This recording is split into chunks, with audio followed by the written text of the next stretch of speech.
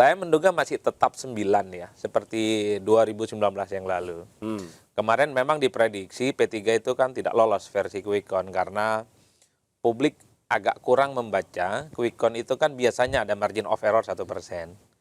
P3 itu kan dapat 2,9 sekian persen.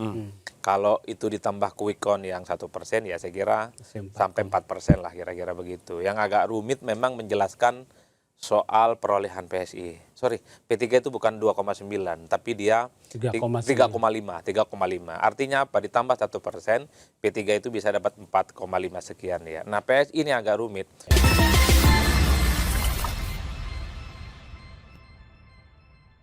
Assalamualaikum warahmatullahi wabarakatuh. Selamat datang di podcast Cawe-Cawe. Margi Sari kembali hadir menjadi host Anda, dan di episode kali ini kita akan ngobrol-ngobrol bersama narasumber yang asik-asik, yang asoy-asoy terkait dengan tema-tema yang aktual. Apalagi kalau bukan masih terkait dengan pemilu 2024.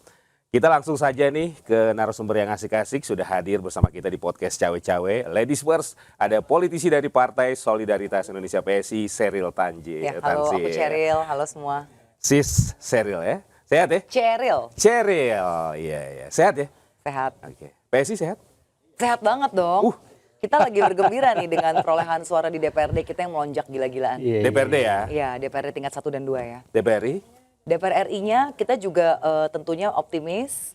Ini kan memang masih ada 40% data, sekitar 70 juta suara yang belum terekap dalam Sirekap, jadi masih ada kemungkinan lah. Masih ada itu baliho yang dipasang banyak banget itu sama foto Pak Jokowi, ngefek nggak sih? ngefek dong. Oh, ngefek ya? Ngefek banget, karena kan tingkat kedisukaan terhadap Presiden Jokowi masih 80% ya. Oke, siap. Dan, sampai di situ dulu, iya. Sis Sheryl. Oke. Di sebelahnya sudah ada politisi dari Partai Persatuan Pembangunan atau P3, ada Abang Da Abdullah Mansur. Assalamualaikum. Waalaikumsalam warahmatullahi wabarakatuh. Sehat ya Abang Da? Alhamdulillah sehat. P3 kayaknya di tepi jurang nih. Kita sih ngelihat istilah di tepi jurang itu, kalau itu kan istilahnya kita nyaris menang. Tapi kita itu nyaris kalah. Beda tipis kan? Iya. Jadi kita tetap optimis. Kenapa? Karena P3 ini kan bukan partai kemarin sore.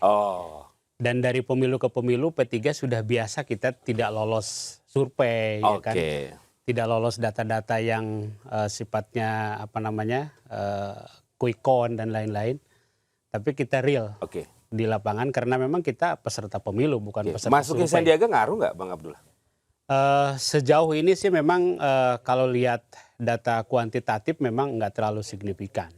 Tidak terlalu signifikan? Iya, gitu. Nggak terlalu signifikan. Oke, terima kasih. Saya tidak tahu apakah karena memang tren hampir seluruh partai turun, ya kan gitu. Kan faktanya begitu. Ya. Hanya 1-2 partai yang mengalami kenaikan, ya kan gitu. Jadi P3 juga kelihatannya memang hari ini termasuk yang partai yang tidak mengalami kenaikan signifikan. Oke, terima kasih Bang Abdullah Mansur. Dan sudah hadir juga bersama kita, ini pengamat politik yang lagi hot, analisanya sangat tajam ya. Ada Ca Adi Praitno. Assalamualaikum, selamat selamat, ini biasa di radio jadi selamat ya. Sehat ya Ca Adi ya?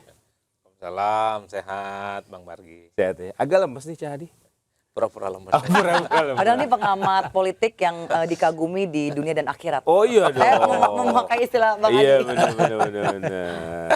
Politik kita semakin hari semakin sehat gini menurut Ca Adi? Semakin sehat. Semakin sehat? Karena banyak yang optimis. Iya. Sekalipun diprediksi nggak lolos parlemen, optimis terus. Iya. Contohnya? Yakin usaha sampai. Iya. Contohnya Ca? PSI, P3 diprediksi nggak lolos. Dan seterusnya. Tapi ya kita tunggulah hasil real count KPU. Emang kalau nggak lolos boleh optimis lolos? Harus optimis. Jangan keburu lempar handuk. Pertandingan masih panjang. Usaha terus ya? Usaha terus. Usaha apa operasi? Usaha. Operasi kan bagian Nanti dari kalau usaha. operasi dilaporin. Iya. Tapi analisa Ca Adi nih, kira-kira berapa partai yang lolos ke Senayan? Saya menduga masih tetap 9 ya, seperti 2019 yang lalu. Kemarin memang diprediksi P3 itu kan tidak lolos versi quick count karena publik agak kurang membaca. Quick count itu kan biasanya ada margin of error 1%. P3 itu kan dapat 2,9 sekian persen. Kalau itu ditambah quick count yang 1%, ya saya kira sampai 4% lah kira-kira begitu. Yang agak rumit memang menjelaskan soal perolehan PSI. Sorry, P3 itu bukan 2,9, tapi dia 3,5. Artinya apa? Ditambah 1%, P3 itu bisa dapat 4,5 sekian ya. Nah, PSI ini agak rumit. 2,9 ditambah margin of error 1%. Anggaplah margin of error-nya 1% itu semua ke PSI, maka PSI dapat 3,7 sampai 3,8%. Itu realnya, anggaplah begitu, ya tinggal hitung nanti. Tadi 3,6 tuh basis quick count ya? Iya, kalau yang P3, kalau yang PSI kan 2,7, 2,8, itu basis quick count. Maksudnya yang real itu apa? Emang ada suara siluman? Yang saya sebut real count nanti di KPU hasil resminya, Bang. Oh. Tapi biasanya kalau quick count itu kan dibaca margin of error-nya. Kenapa? Karena memang quick count itu akurasi datanya selama ini cocok dengan hasil real count yang dilakukan oleh KPU. Karena margin of error mereka kan cuma 1%. Kenapa quick count itu dianggap suatu hal yang realistis dalam ukuran matematika dalam pemilu? Karena yang dihitung itu adalah hasil perolehan suara, bukan lagi persepsi dan pendapat orang. Survei boleh melenceng, survei boleh agak sedikit melesat, karena yang ditafsirkan itu bagaimana pendapat orang yang saya kira dia bisa berubah kapan saja. Jadi berarti partai non-parlemen yang kemarin di 2019, 2024 nggak akan berubah komposisinya? Bagi saya agak sulit kalau basisnya quick count ya. Tapi teman-teman PSI kan sampai saat ini hakul yakin bahwa mereka dengan lonjakan suara di mana-mana, insya Allah akan mendapatkan 4% juga. Nah, cuman kan problemnya begini, saya selalu ngomong ke teman-teman, kalau PSI lolos ke parlemen, harus ada yang diaudit. Siapa yang diaudit? Entah quick count-nya atau KPU-nya. Iya. Dua-duanya harus diaudit. Karena biasanya quick count itu akurat. Pilpres dan pileg. Misalnya pilpres siapa yang menang, pilegnya siapa yang menang. Termasuk siapa partai politik yang nggak lolos. Kalau ada partai politik yang diprediksi nggak lolos, tiba-tiba lolos, berarti quick count-nya harus diaudit. Atau KPU-nya diaudit. Ada apa-apanya berarti. Ini yang kemudian menurut saya perlu disinkronisasi. Kenapa begitu? Ini untuk menghindari kesimpang siuran di tengah masyarakat kita. Quick count itu adalah suatu hal yang legal. Dia bagian dari partisipasi politik rakyat. Biasanya quick count yang dipublikasi itu dia daftar ke KPU. Semuanya dilaporkan, metodologi, soal pendanaan, tentang margin of error, akurasi datanya, dan seterusnya. Oleh karena itu, kalau ada pihak yang mengatakan bahwa dirugikan dengan hasil quick count, misalnya PSI, quick count nggak benar tuh, bisa laporkan ke KPU. Bahwa quick count yang dianggap nggak benar nanti bisa diadili oleh KPU. KPU menghadirkan ahli-ahli statistik, kode etik, dan seterusnya dikumpulkan, nanti diadu. Yang benar ini sebenarnya siapa? Quick count kah? Atau PSI kah, atau KPU kah, semuanya bisa diaudit secara terbuka. Mungkin saya ya, Ceril, apa sih yang menambahkan. membuat PSI optimis sebelum ke sana? Apa yang membuat optimis? Sekarang gini, di atas kertas DPRD kita mengalami pelonjakan luar biasa. Kita incumbent sekarang kan 70-an kursi ya. Tapi per hari ini kalau kita hitung-hitungan aja yang udah jadi itu kursi DPRD tingkat 1 dan 2 itu sudah ada 400-an kursi. Dan lalu kalau saya menghargai sekali dengan keilmuan Mas Adi tentunya ya. Beliau kan juga punya lembaga survei ya Mas Adi ya. Tapi setahu saya lembaga survei itu ada yang punya margin of error 1 sampai 1,5% terkait quick count. Jadi ini juga dilihat dulu lembaga survei yang mana. Kalau kami karena bermain di angka kecil, jadi margin of error itu sangat penting untuk kami. Makanya sekarang ini kita menyisir berbagai kecamatan, kan masih ada beberapa yang sudah selesai, ada juga yang belum. Di PPK? Iya. Dan memang kita menemukan banyak sekali human error ketika memasukkan input. Misalnya di batang lidinya 35 bisa menjadi angka matriksnya ditulis 25. Ya saksi kami akan bersuara dalam rapat-rapat pleno. Per kemarin pun kita sudah mulai bergerilya, DPP langsung turun ke KPU. Karena dari kecamatan itu kan akan naik ke level kota.